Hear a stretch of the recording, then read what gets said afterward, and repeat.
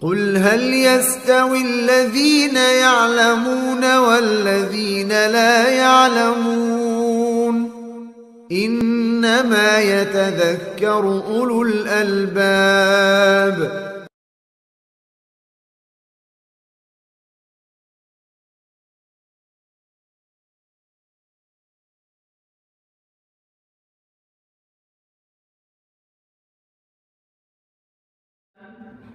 Enam syarat sahnya sholat.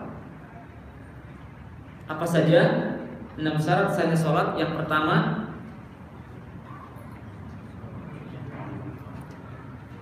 antum nyatet nggak tadi?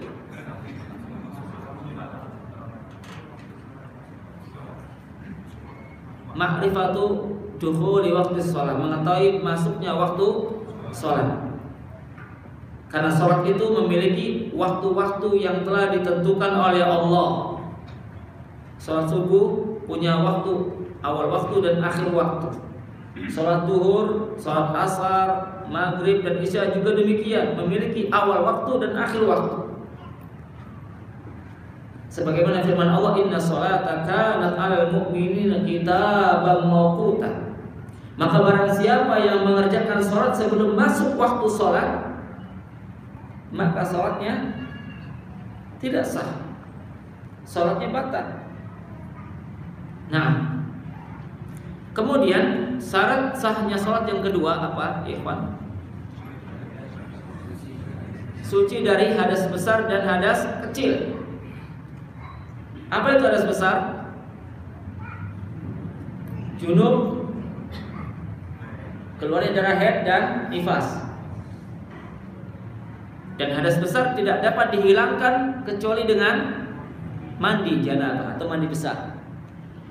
Hadas besar tidak dapat dihilangkan dan disucikan kecuali dengan mandi. Hadas kecil, contohnya apa? Kentut, baik yang bersuara atau tanpa suara, kencing, buang air besar, keluarnya madi dan wadi. Ya, madi dan wadi, bukan mani. Kalau mani, ya mengharuskan mandi. Tapi madi dan madi, maka ini adalah hadas kecil. Dan hadas kecil dapat dihilangkan dengan berwudu. La tuqbalu sholatun bi ghairi tahurin. Kemudian syarat sahnya sholat yang ketiga apa? Kesucian badan, kemudian apa? Pakaian dan tempat yang digunakan untuk sholat dari najis, suci, bersih dari najis. Apabila salah satu dari 3 hal tersebut ada najis atau terkena najis, maka sholatnya tidak sah. Dan dalilnya sudah kita bacakan dari Al-Quran maupun hadis Nabi yang sahih. Kemudian syarat yang keempat, apa yang keempat?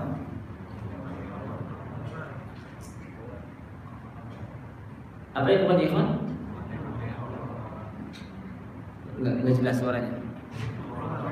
Satrul aurat, menutup aurat. Memakai pakaian yang menutup aurat laki-laki maupun perempuan. Batasan aurat laki-laki adalah antara pusar dan lutut. Sedangkan batasan aurat wanita ada semua tubuhnya kecuali wajah dan kedua telapak tangannya. Apabila aurat tersebut terbuka ketika sholat, walaupun sedikit, maka sholatnya tidak sah dan tidak diterima oleh Allah. Kemudian syarat yang kelima, istiqbalul qiblah, menghadap ke arah kiblat. Ya. Baik sholat sunnah maupun sholat wajib menghadap kiblat. Nah, apalagi bagi mereka yang berada di depan Ka'bah, maka betul-betul harus mengarah ke arah Ka'bah atau kiblat. Adapun yang posisinya dan keberadaannya jauh dari Mekah dan tidak terlihat Ka'bah, maka dia secara perkiraan saja. Nah, fattaqullaha mastata'tum. Bertakwalah engkau kepada Allah sesuai dengan batas kemampuan kalian. La yukallifullahu nafsan illa wus'aha. Allah tidaklah membebani seorang hamba kecuali sesuai dengan batas kemampuannya. Syarat sah salat yang keenam. Apa yang keenam? Niat. Menetapkan niat salat. Apakah dia akan salat wajib atau salat sunnah? Kemudian sholat wajib pun macam-macam. Ada subuh, ada zuhur, ada asar, ada maghrib, ada isya. Nah, ketika dia berdiri ingin sholat, maka hendaknya hati menetapkan sholat apa yang akan dia lakukan. Dan sekali lagi bahwa niat itu adalah amalan hati, ibadahnya hati, tempatnya di hati. Niat adalah ibadah di hati, maka tempatnya di hati. Barang siapa yang mengerjakan sholat tanpa diawali dengan niat di dalam hatinya, tidak menentukan sholat apa yang akan dia kerjakan, maka sholatnya tidak sah dan tidak diterima oleh Allah. Sebagaimana sabda Nabi SAW, innamal a'malu binniyat. Sesungguhnya amalan-amalan itu bergantung pada niatnya. Kata para ulama, amalan-amalan hamba akan menjadi sah, benar, dan diterima oleh Allah jika niatnya baik dan benar, jika niatnya ikhlas. Tetapi jika niatnya tidak baik, tidak benar, tidak ikhlas karena Allah, maka amalan menjadi batal, tidak sah dan tidak diterima oleh Allah. Wa innama likulli imri'in ma nawa. Dan sesungguhnya seseorang itu akan mendapatkan sebagaimana yang dia niatkan di dalam hatinya. Kalau niatnya ketika beribadah sholat, beribadah puasa, beribadah baca Al-Quran, bersedekah, menimba ilmu, berdakwah, ingin mendapat pahala dan ridha Allah, maka itu yang dia dapatkan. Kalau dia niatnya ingin hanya mencari sanjungan, pujian, maka mungkin dia akan mendapatkan pujian orang, tetapi dia mendapat murka dari Allah. Innama likulli imri'in ma nawa. Dan niat itu fungsinya dalam ibadah ada dua. Fungsi niat dalam ibadah ada dua. Apa yang pertama? Fungsi niat dalam ibadah ada dua. Yang pertama, untuk membedakan antara ibadah dengan adat istiadat atau rutinitas sehari-hari. Untuk membedakan antara ibadah dengan aktivitas sehari-hari. Sebagai contoh, ada seseorang yang bangun di tengah malam sebelum subuh, lalu dia mengambil piring dan nasi, kemudian makan dan minum. Dia berniat bahwa ia makan itu sebagai makanan sahur, karena pada esok harinya dia akan berpuasa.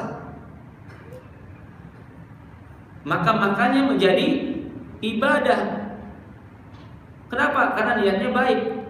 Dia berniat apa? Makan sahur untuk puasa.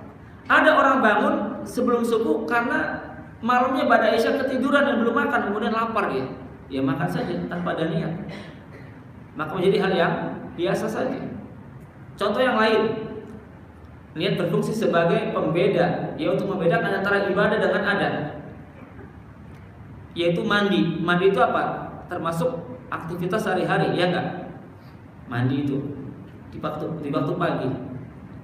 Ada orang mandi ya hanya untuk membersihkan badan saja, sebagai aktivitas sehari-hari, sudah selesai. Menjadi perkara yang mubah. Tapi ada orang muslim atau muslimah mandi di pagi hari dengan niat apa? Ya, melandasi mandinya dengan niat yang baik, agar ia menjaga kesehatan badannya, agar ia bisa bersemangat dalam beraktivitas dan beribadah kepada Allah, bersemangat dalam menimba ilmu, terhindar dari penyakit. Atau mandi dengan niat karena ini adalah hari Jumat, dia niatnya niat mandi Jumat. Maka dengan niat yang baik tersebut, maka dia mendapat pahala dari Allah Subhanahu wa ta'ala. Nah, Jadi niat itulah yang membedakan antara ibadah dengan adat istiadat. Fungsi yang kedua di antara fungsi niat adalah niat untuk membedakan antara satu ibadah dengan ibadah yang lain. Untuk membedakan antara satu ibadah dengan ibadah yang lain. Antara ibadah yang wajib dengan ibadah yang sunnah. Antara ibadah yang wajib dengan ibadah wajib lainnya. Contoh, ada seorang muslim atau muslimah masuk ke Masjid Nurul Amal. Lalu dia berdiri menghadap kiblat, kemudian sholat 2 rakaat. Nah, orang tersebut sebenarnya sedang sholat apa? Sholat sunnah atau sholat wajib? Tergantung niat di dalam hatinya. Apakah dia niatnya sholat tahiyatul masjid, berarti sholat sunnah, atau sholat subuh langsung sebagai sholat fardu? Atau mungkin dia niatnya sholat qobliyah subuh, sama-sama sunnah, ya, sholat tahiyatul masjid, atau niatnya sholat qobliyah subuh. Nah, maka hati itulah, niat itulah yang membedakan antara satu ibadah dan ibadah yang lain, antara ibadah wajib dengan ibadah sunnah, antara ibadah wajib dengan ibadah wajib yang lain, antara ibadah yang sunnah dengan ibadah sunnah yang lain.